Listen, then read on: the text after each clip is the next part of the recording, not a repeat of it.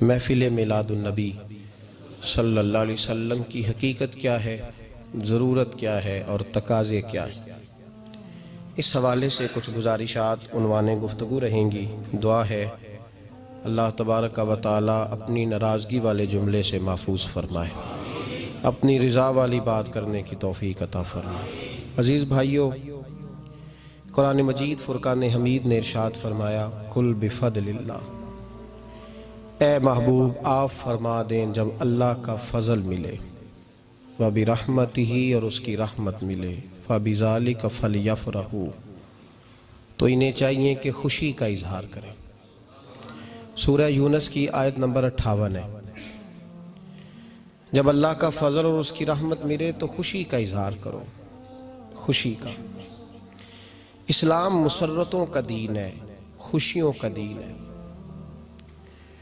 نبی پاک سید عالم صلی اللہ تعالی علیہ وسلم کی مسکراہٹ کے اندر وہ حسن تھا کہ کائنات ساری حضور کی مسکراہٹ کی وجہ سے ہی مسکرا رہی ہے۔ حضرت جریر ابن عبداللہ رضی اللہ تعالیٰ عنہ حضور کے صحابی ہیں، وہ فرماتے ہیں کہ جب حضور مدینہ طیبہ تشریف لائے تو میں ملاقات کے لیے حاضر ہوا۔ پہلے دن میں حضور سے ملا تو نبی پاک مسکرا رہے تھے۔ پھر 10 سال میں حضور کو دیکھتا رہا، اور حضور کے وصال سے چند دن پہلے میری جو آخری ملاقات ہوئی تو اس میں بھی میں نے اپنے نبی کو مسکراتے ہی دیکھا ہے۔ اور فاضل بریلوی رحمۃ اللہ تعالی علیہ نے تو اس تخیل کا اور رنگ میں لیا ہے۔ وہ کہتے ہیں حضور کے مسکرانے سے ہی دنیا مسکراتی ہے۔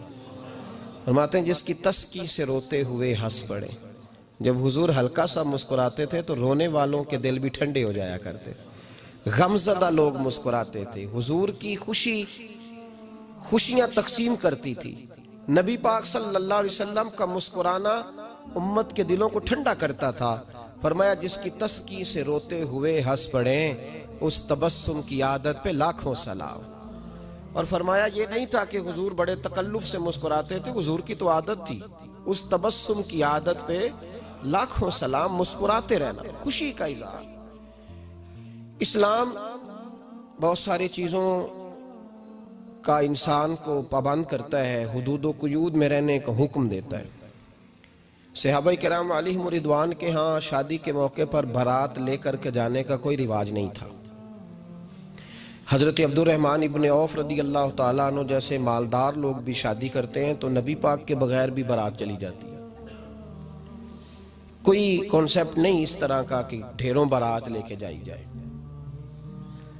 حضرت عبد الرحمن ابن عوف کہتے ہیں میں حضور کی بارگاہ میں آیا تو سفید کپڑے پر پیلا زرد نشان تھا۔ حضور نے فرمایا کیا ہوا، یہ داغ کاہے کا؟ عرض کی حضور کل میں نے نکاح کیا تھا۔ تو محبوب نے جو ارشاد فرمایا اس میں فرمایا بڑی اچھی بات ہے، ولیمہ ضرور کرنا، چاہے ایک بکری ہی ذبح کرنا۔ بارات نہیں لے کے جائی جاتی تھی، ولیمے کا حکم دیا۔ اور بخاری میں نبی پاک نے یہ بھی فرمایا جب تمہیں کوئی ولیمے کی دعوت دے تو جایا کرو۔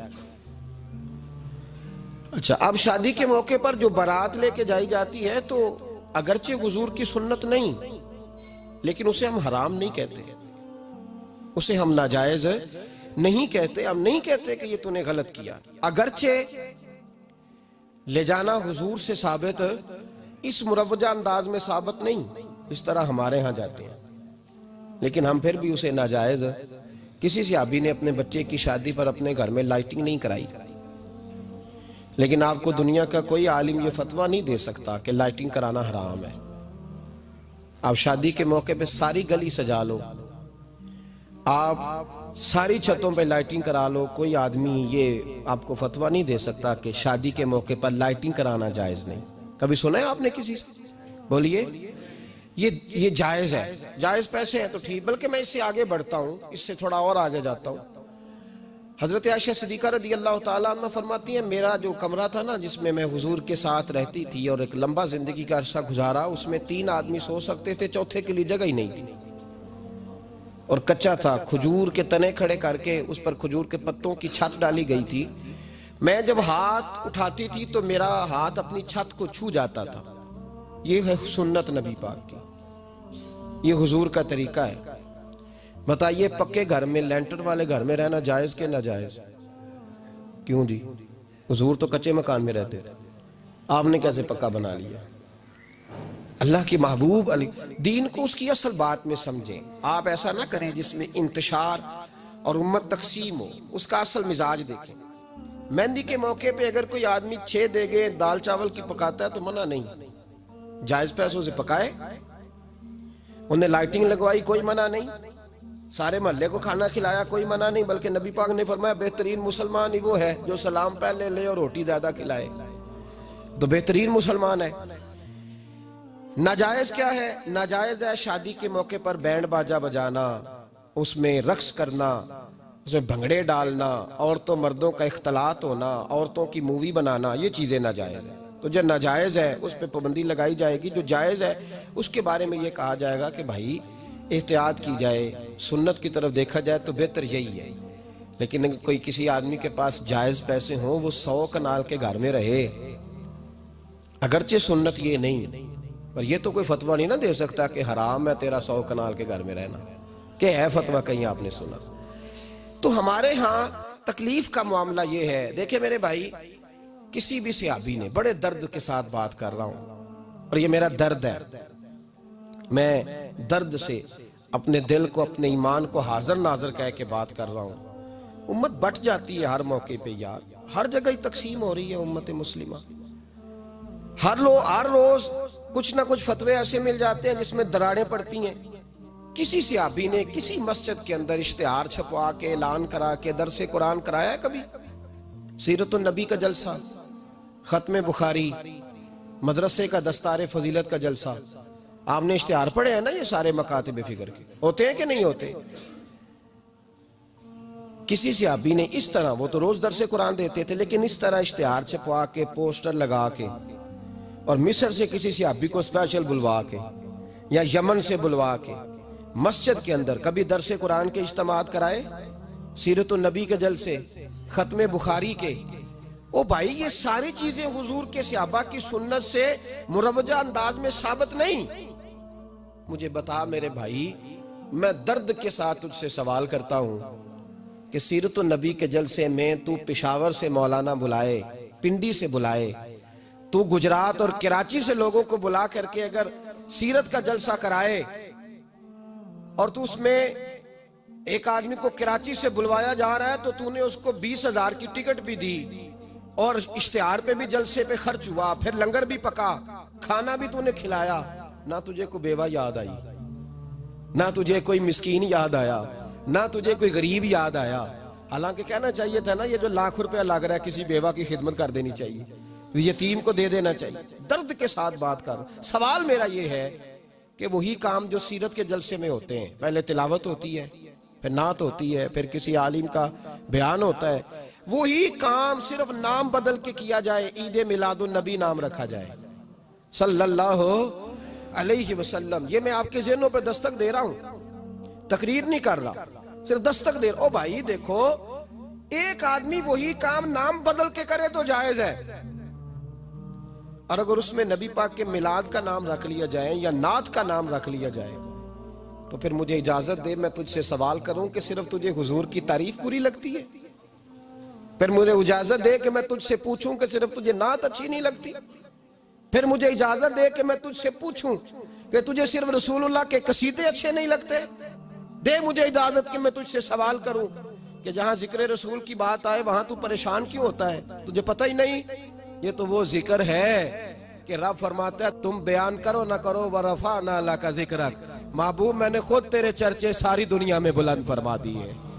اور نبی پاک نے پوچھا حضرت جبریل سے کہ چل جبریل تو بتا میری امت کو پتہ چلے رب نے میرا ذکر کیسے بلند کیا ہے. تو جناب جبریل کہنے لگے محبوبہ رب فرماتا ہے میرے نبی سے کہہ دے جہاں جہاں تیرے رب کا ذکر ہوگا وہاں وہاں تیرا بھی ذکر ہوتا رہے گا. یہ تو محتاج ہی نہیں کسی کا. اتنی جلدی لوگ بپھرتے ہیں. اللہ فرماتا ہے قل بفضل اللہ وبرحمتہ فبذلک فلیفرحوا. محبوب ان سے کہہ دو جب اللہ کا فضل ملے، جب اللہ کی رحمت ملے تو خوشی مناؤ. تیرا نہیں مجھے پتا، مجھے تیرا نہیں پتا، لیکن مجھ سے اگر تو پوچھے تو کائنات میں رب کا سب سے بڑا فضل بھی محمد مصطفیٰ ہی ہے، اور سب سے بڑی رحمت بھی محمد مصطفیٰ ہی ہے۔ وہ دو عالم کی رحمت تھے، وہ جہاں چاہتے وہیں رہتے، یہ تو ان کی مہربانی ہے کہ یہ عالم پسند آیا۔ رب کریم نے تجھے آنکھ دی، دنیا دیکھی تو نے، رب کریم نے تجھے قوت دی، تو نے دنیا گھومی، اور پھر رب نے تجھے بیٹے دیے تو میٹھا میوہ، اور بیٹیاں دی تو تیرے لیے باعث کرم، تیری چھاتی پہ بچے چڑھے تو تو نے کہا سب سے بڑی نعمت یہی ہے۔ کہ مالک کہتا ہے تو میرا بندہ تھا، میں نے دینا ہی تھا، تو نے دیا، احسان نہیں جتلایا، لیکن جب اپنا نبی دیا تو کہا میں نے بڑا احسان کیا تم پہ۔ لَقَدْ مَنَّ اللَّهُ عَلَى الْمُؤْمِنِينَ إِذْ بَعَثَ فِيهِمْ رَسُولًا، میں نے تم پر احسان کیا ہے۔ کون دیتا ہے کسی کو محبوب اپنا؟ نہ جانے رب نے یہ کیسے گوارا کیا۔ لَقَدْ مَنَّ اللَّهُ عَلَى الْمُؤْمِنِينَ إِذْ بَعَثَ فِيهِمْ رَسُولًا، اتنا بڑا فضل، اتنا بڑا فضل، فضل بھی حضور۔ اور جب بات رحمت کی آئی تو فرمایا مومنوں صرف تمہیں ہی نہیں، عیسائیوں، یہودیوں، سکھوں، دنیا میں جتنی مخلوق ہے، حتیٰ کہ جانور بھی، حتیٰ کہ چونٹیاں، نباتات، جمادات، ہر چیز، یا اللہ تو نے کیا دیا؟ فرمایا وما ارسلناک الا رحمتا للعالمین، میں جس کا رب ہوں ان سب کے لیے میں نے اپنے نبی کو رحمت بنا کے بھیج دیا ہے۔ بیٹے کے آنے پہ تو مٹھائی بانٹتا ہے، میلاد والے دن تو لائٹیں بند کر لیتا ہے، بیٹے کے آنے پر تو حلوائی بٹھاتا ہے، اور نبی پاک کے نام کی لائٹیں لگی ہوں تو پریشان ہوتا ہے۔ ہم سے کبھی پوچھ تجھے بتائیں، بس نہیں چلتا، ورنہ تاڑے توڑ کے چھتوں پہ لگا دیں۔ بس نہیں چلتا، فرشتوں کو بھی کہیں آؤ ہمارے ساتھ شامل ہو جاؤ، آمد مصطفیٰ مرحبا مرحبا کا نعرہ لگانا ہے، ہمارا بس نہیں چلتا، ورنہ دنیا کی ساری نعمتیں بچھا دیں اور لوگوں کو بتلائیں کہ اصل تو خوشی منانے کا دن ہی آج ہے، جب اللہ نے ہمیں اپنا پیارا رسول عطا فرمایا ہے۔ اور ہمارے امام تو کہتا ہے میلاد نہ کر، ہمارے امام نے تو کہا حشر تک ڈالیں گے ہم، حشر تک، یہ 2-4 دن کا تو پروگرام ہی نہیں ہمارا، حشر تک ڈالیں گے ہم پیدائش مولا کی دھوم، اور مثل فارس نجد کے کلے گراتے جائیں گے، خاک ہو جائیں عدو جل کر مگر ہم تو رضا، دم میں جب تک دم ہے ذکر ان کا سناتے جائیں گے۔ ہمارا تو 1-2 دن کا پروگرام ہی نہیں۔ اور پھر سنو کتنی بڑی نعمت ہے۔ حضرت عباس سے کسی نے کہا تھا اللہ کی سب سے بڑی نعمت، تو بخاری اٹھانا، فرمانے لگے محمد نعمت اللہ، بخاری ہے بخاری، فرمایا محمد اللہ کی سب سے بڑی نعمت ہے، صلی اللہ، یہ سب سے